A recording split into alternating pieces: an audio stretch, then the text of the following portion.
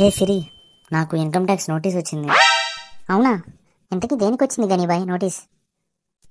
Last year మా friend 1 lakh gift ఇచ్చాడు నాకు, దానికి వచ్చింది. ఓ, మరి దాని మీద ఇన్కమ్ ట్యాక్స్ కట్టాలిగా, కట్టలేదా? గిఫ్ట్ మీద ట్యాక్స్ ఏంటి సిరి? అయినా అది నేను సంపాదించింది కాదు కదా.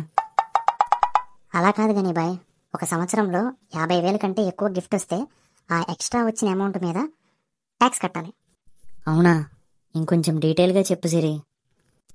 జనరల్గా 50,000 కంటే ఎక్కువ అమౌంట్ గిఫ్ట్గా వస్తే ఎక్స్ట్రా వచ్చిన అమౌంట్ ట్యాక్సబుల్.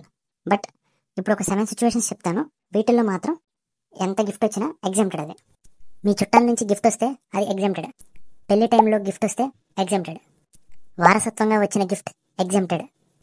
నీకెవరైనా చనిపోయే ముందు గిఫ్ట్ ఇస్తే అది కూడా ఎగ్జామ్టెడ్. మున్సిపల్ బాడీస్, పంచాయతీస్ నుంచి వచ్చే గిఫ్ట్ కూడా ఎగ్జామ్టెడ్. రిజిస్టర్డ్ చారిటబుల్ ట్రస్ట్ నుంచి వచ్చే గిఫ్ట్ కూడా exempted. Educational and medical institutions నుంచి వచ్చే గిఫ్ట్ కూడా ఎగ్జామ్టెడ్.